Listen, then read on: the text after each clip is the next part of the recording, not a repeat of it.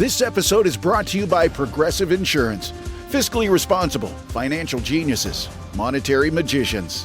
These are things people say about drivers who switch their car insurance to Progressive and save hundreds. Because Progressive offers discounts for paying in full, owning a home, and more. Plus, you can count on their great customer service to help you when you need it, so your dollar goes a long way. Visit Progressive.com to see if you could save on car insurance. Progressive Casualty Insurance Company and Affiliates. Potential savings will vary. Not available in all states or situations. There are tons of guides online, as well as myself, who takes care of it. But once those three are solved, like, you're pretty much good to run an email system. It doesn't have to be complicated. The ideas, I know it takes, on the creative side, it does take some time to figure out what works best for your audience.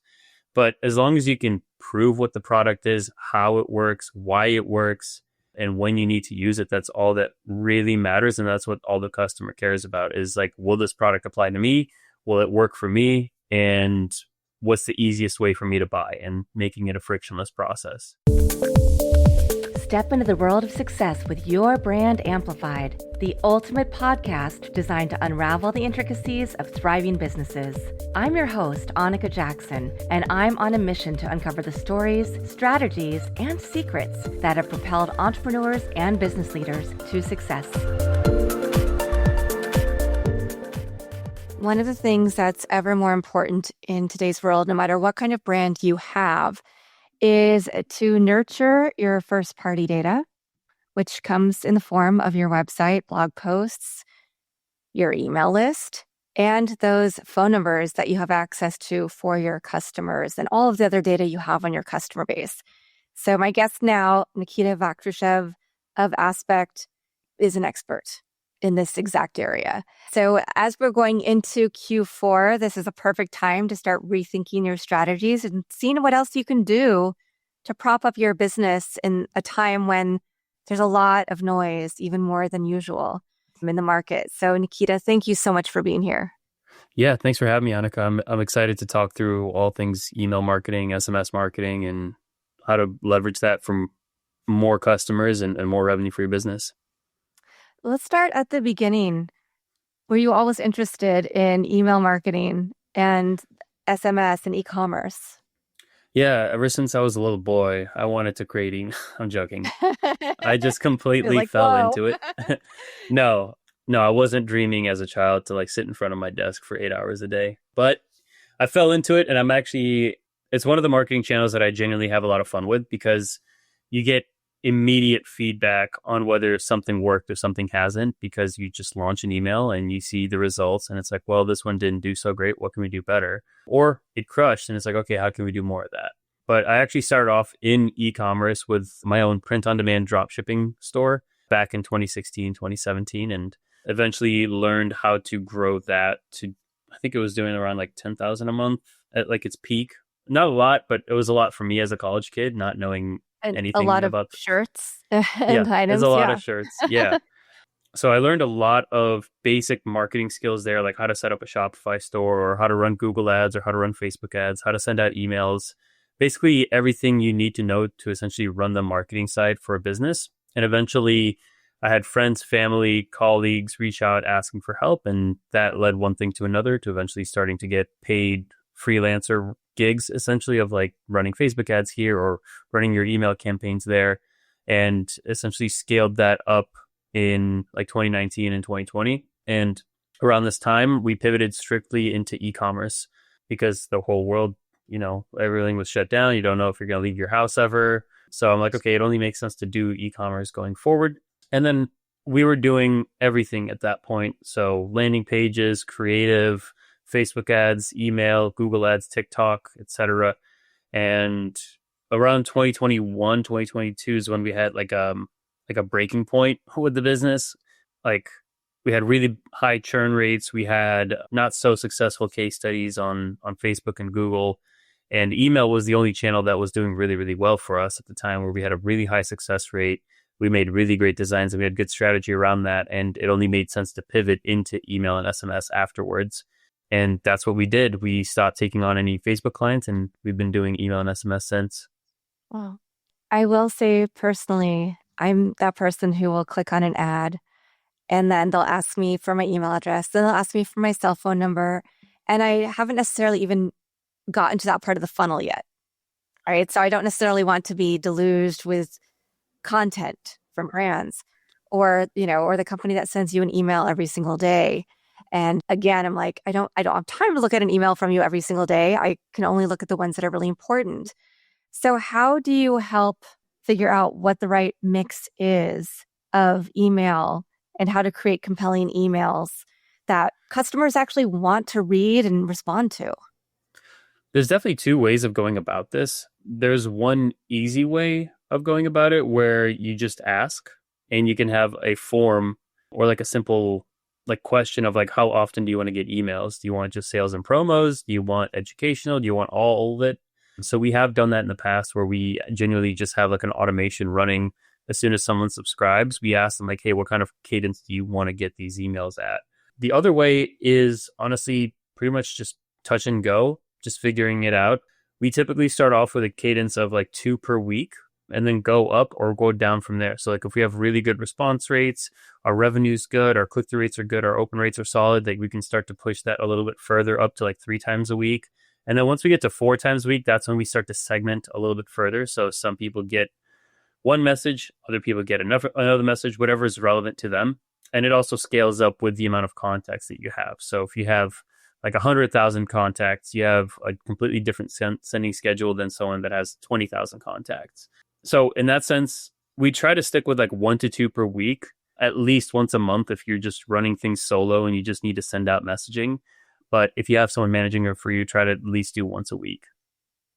Yeah, that's good to hear. But how do you determine what works best? I mean, you said you can ask people, you can kind of just test things, but are there different techniques that work best depending on what category of e-commerce you're in? Yeah, like if you're in a very fast fashion-y or like an industry that moves really, really quickly, then it would make sense to have like a higher sending cadence. But if you're in an industry where not much changes and you're only coming out with like products like once per quarter, then a lot of the emails that we do send out, it's more nurture based and education based and getting them onto the like understanding like what the brand is, the history of the brand, that sort of thing. So it's really a case by case situation. I hate the word it depends or like the answer it depends because it usually does, but for the most part it's just learning about the brand and what kind of customers they have, and from there we can determine like what kind of cadence they need. Yeah. Okay, that helped answer part of my next question, which was, do you have a formula that you figured out for e-commerce specifically on the emails versus SMS? Is it demographic based or is it just more interest based? It's a lot more interest based. The main misconception about SMS is that it's just shorter emails, which yes and no. Like if you're doing a promotionary email where it's like 20% off this weekend, there you can kind of shorten down what the email would be about to just those main bullet points. But I think SMS is just like a very underutilized channel, especially if the brand founder is very public. You can do more selfie style, like a friend texting you with like a selfie, like, hey, it's Annika, like just checking in, like those sort of style messages. But when it comes to, I guess, the differentiation of like what's worked best, I think a lot of like email is pretty much the backbone of everything that we do. And then SMS is complementary to anything that email can't do. So we do have a formula when it comes down to the strategy that we run. So what type of automations and flows we set up, what kind of messaging goes into those flows, the campaigns, the segmentation, that sort of thing. So we do have a formula that we typically use with clients and then adjust it on a client by client basis. Like for example, with flows, we would have like 5 emails in like a welcome flow. And then we would then follow up with like 2 to 3 SMS messages along the way. Like if they've bought, they don't receive any more communications from that flow. But if they haven't and they need a little bit more convincing, then we would like implement SMS to get maybe a higher open rate than we would have with email, or like just get that message across. Does that help answer? Yeah, absolutely. When it came to your company and your brand, when you made this change to really niche down, was that a difficult rebrand for your existing customer base to get used to? Did you have to fire some clients? What does that look like? It was a mix of firing clients and then also holding on to the clients that we had until we could replace them with email clients. So it was a weird approach, but I'm thankful for it. So like for the referral partners that we had to tell them immediately of like, hey, we're not taking on any more like ad clients. That's number one. For some clients that we didn't really want to have on board and it was just not a good relationship, those we fired. And then some of the clients that we enjoyed working with genuinely and we were getting good results for, we had them stick around until it made sense to fire them or until they churned on their own. So I think since we made the decision, it took about 6 months before we were fully just email focused. So it did take a bit of a progression. I'd say the biggest downfall was just saying no to leads that wanted to pay you, because that's not the thing that you focused on anymore. So yeah, I think that is a lot of organizations, especially when you're a small business owner. That's the downfall, is turning away paid work to focus on what you know will truly bring you joy, something that you're really an expert in, where you can make a real difference for your clients. I just didn't know the change would take 6 months. I would be like, okay, cool. Like we switched. All right, we're only getting email clients. It's like, nope, 6 months. And then maybe another 6 months on top of that to get like your footing as the business that does email, if that makes any sense. And it's still like an uphill battle to just like shout from like the rooftop of like, hey, we do only email and SMS. So it's gotten better. That is a positive, and that's good to hear. But I do also, because, in the digital world, we talk a lot about cross-channel, making sure that we are optimizing our campaigns, whether it's with the paid, with your organic, with your email campaigns, SMS, whatever the strategies might be. But a lot of people still get stuck in what meta ad am I going to place? How am I going to reach people on social media? So are there things that you have to convince clients to do, or can you give us some helpful hints for people who are listening who might be like, oh, that's me. I do more on the paid side because I don't know how to approach, emails that really convert. Bombas makes the most comfortable socks, underwear, and T-shirts. Warning, Bombas are so absurdly comfortable you may throw out all your other clothes. Sorry, do we legally have to say that? No, this is just how I talk, and I really love my Bombas.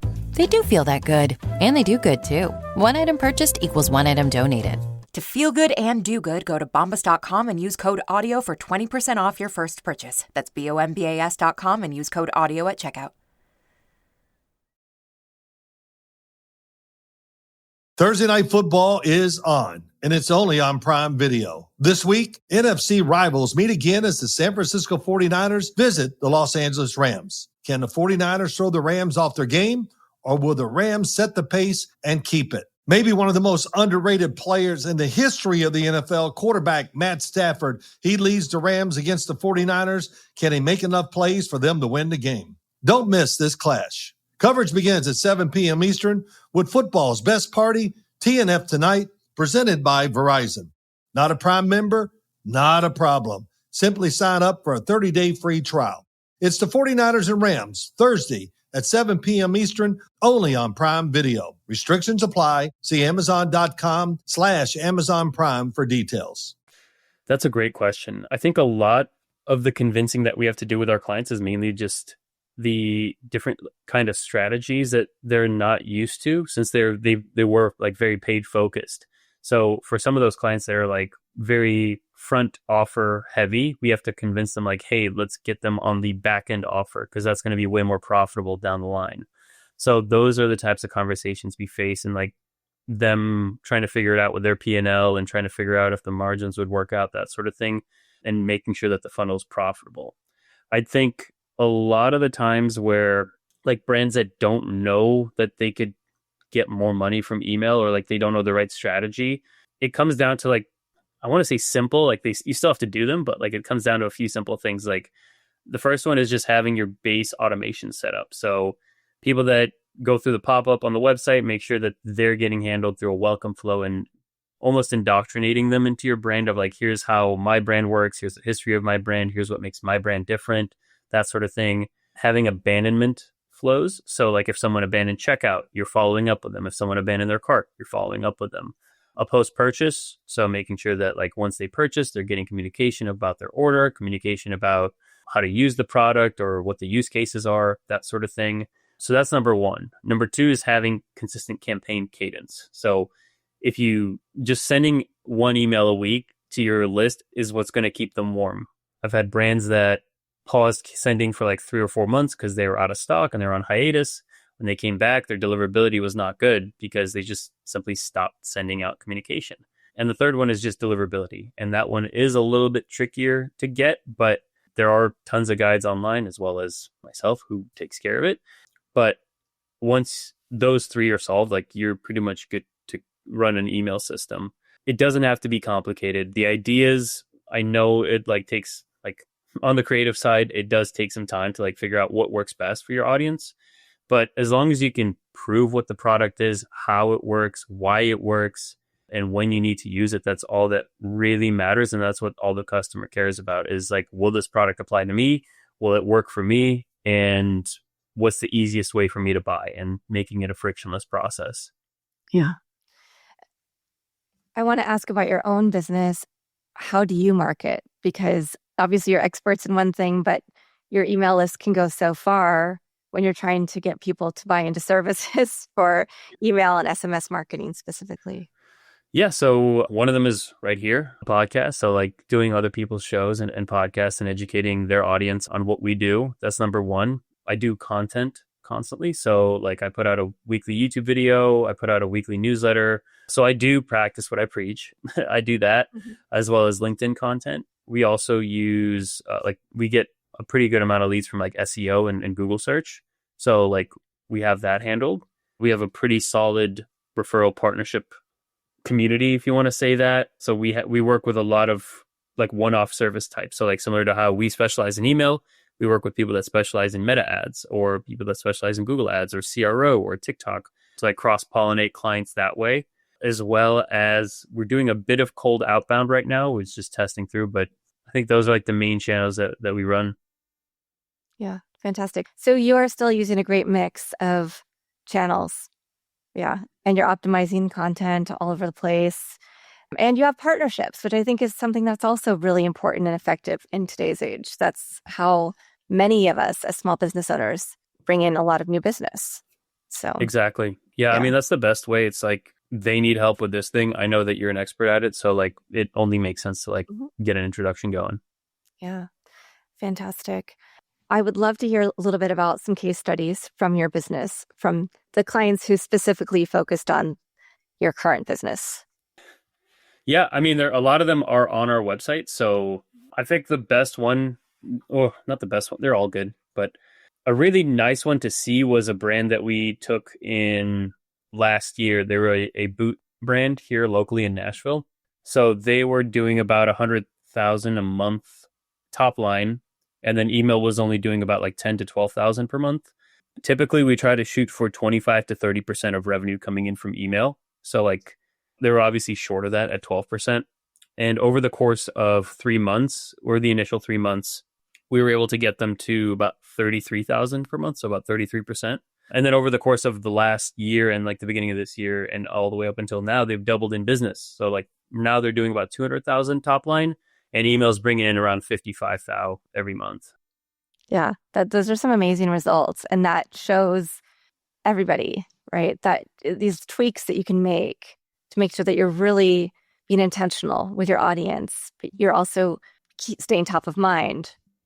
I wish it was a one and done. Yeah, it would be easy if it was like, all right, cool, got an email figured out. I don't have to worry about this. But unfortunately, it is just like any other growth channel that you have, like Facebook, Meta, Google, etc. Like you need to be intentional with it and you need to consistently optimize it month over month. Otherwise, like you would just have the same results as you had way back in the day. So yeah, they've been with us for over like a year and a half now. And that's typically how long our clients stay on for, is like year and a half, 2 years. We've had some for like 3-4 years now. So yeah, we have pretty good retention on our retention clients. Yeah. We're going into Q4 holidays. So not only are regular businesses sending out sales emails, gift package emails, we're also getting them from nonprofits. So there's a lot more clutter in our inboxes. And if you're like me and you have multiple inboxes, depending on if it's personal, business, which business is it, you know, it can be very overwhelming. So how do you help your clients stand out? And what advice do you have for people who are listening, who are trying to figure out what their strategy is going to be for the holidays, Black Friday? Yep. Yeah, Black Friday's coming up. And yeah, when we talked about this, the episode's getting published beforehand. So you definitely want to start, working on that. I think the biggest thing that we do for our clients to get the most out of Black Friday revenue without being like another email in your inbox is actually doing it earlier. So we do a pre-Black Friday VIP sale in the middle of November, early middle of November, depending on the brand. And that one is specifically for email subscribers. So that does two things. Number one, like if someone actually wants to buy something from our brand and wants to get the best deal possible before Black Friday, I mean, that sale solves that. Number one, it gets early revenue as well. So you're not waiting all the way until I think it's November 28th that it's on this year. So it's all the way at the end of the month before you get those big, spikes in revenue. So that's number one. And then number two is it creates a sense of urgency and like fear of missing out. So you need to be on the email list to get a part of that sale. Like if you go on the website, it looks like a normal website. There's no banners or anything telling you that it's Black Friday. So you need to be on as a part of the list. So it grows the list significantly. It grows revenue significantly. And sometimes you even see better sales on this pre-sale than we do in Black Friday. Plus, we are getting ahead of the crowd. So we're sending all of this information out before your emails flooded on that Friday morning. And you see like 30 different emails from all the brands that you haven't seen in like years. Yeah. Yeah. I love that idea of having, because it gives, as you said, makes people feel special because they're included in a special private list. It makes them more apt to buy because they're not having to wait and have servers slow down or, whatever things might happen during those high peak sales days.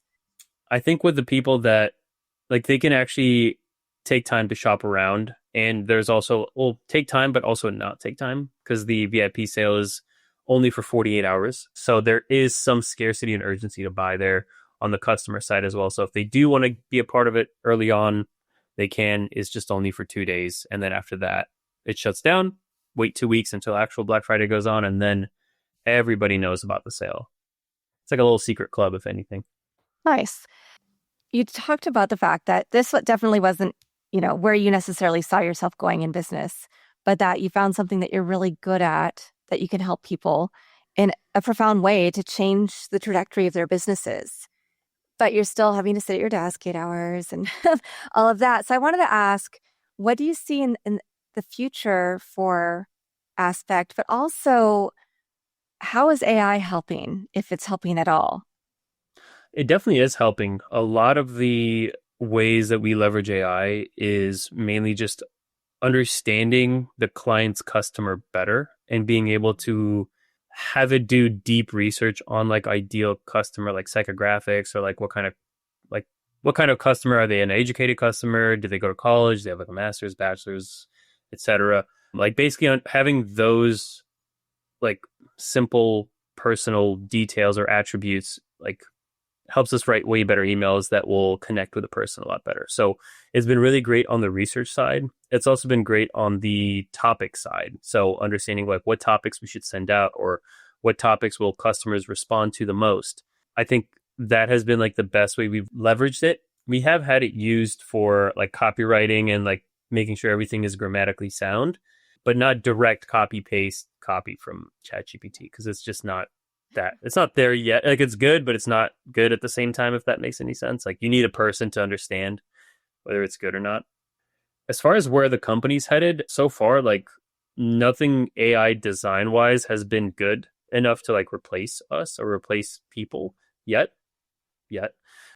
But I think the future of AI is it's going to make traditional agencies extinct in the sense where you're not going to have agencies that will do the work for you because AI will handle the work for you. Traditional agencies will more so be like data collectors and data gatherers where they understand like, okay, if we feed AI all this data about our clients, about our like everything that we know, we're going to get better output on what AI creates. So I think agencies will just be like data hoarders, if you want to call them that hoard all the data about their clients, what worked, what hasn't worked, to teach the AI algorithm on what it needs to do in order to have like the most successful campaigns. Yeah. And I think that's such a good point. And I really appreciate the fact that you also said one of the main ways that you do use AI is to do deeper dives with your customer profiles. Yeah. Yeah, because like we would have to like spend hours on researching that we don't have to anymore. I mean, at this point, you can have like ChatGPT 5 do like the deep research and you just leave it be for like 20 minutes and come back and you have like a 40-page report. Maybe not all of it's good, but a pretty good chunk of it is usable at least. Nice. Yeah, fantastic.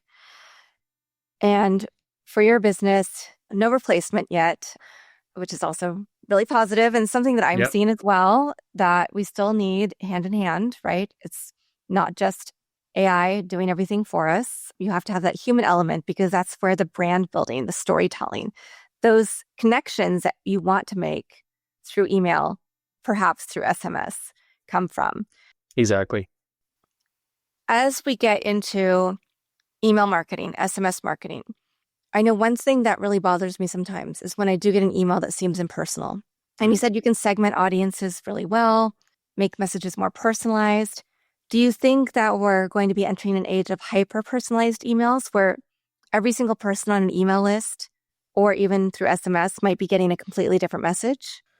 Yes and no. Like it will be more personalized than it is now. Like similar to how your first name, like if your first name's collected through an order sheet, like your first name is used on everything. I think eventually some of the habits and traits that you have will probably be sold to data collectors that will eventually start utilizing that data on mass email. I don't know, maybe like 5-10 years from now it'll be like super personalized and it will know like my habits, but that will probably be a while. I would hope it's a while because that feels like almost like an invasion of privacy. It's like, hey, like you haven't ordered this supplement in 3 weeks and 5 days. And we know how bad your back hurts, so you know you should reorder. It's like, whoa, like this is too real almost. Yeah. On the other hand, I can see where those reminders would come in handy too. If you're a busy professional and you forget to order something, because I feel like sometimes I've seen great personalization, segmentation, but other times it's been really impersonal of like, okay, everybody who has a birthday in this month is going to get the same coupon code when it's probably not necessarily the best time to book a flight, buy this product, right? Maybe it's a heavier investment. I think I would like begrudgingly use it because it's like, man, you're right. I still have to order this thing. It's like, I hate that you know this about me, but you're right, you know? Yeah. Well, okay. So it's good to hear that there's still unknowns out there, that there's still paths to pave and places that we can go and keep testing and seeing what we can do.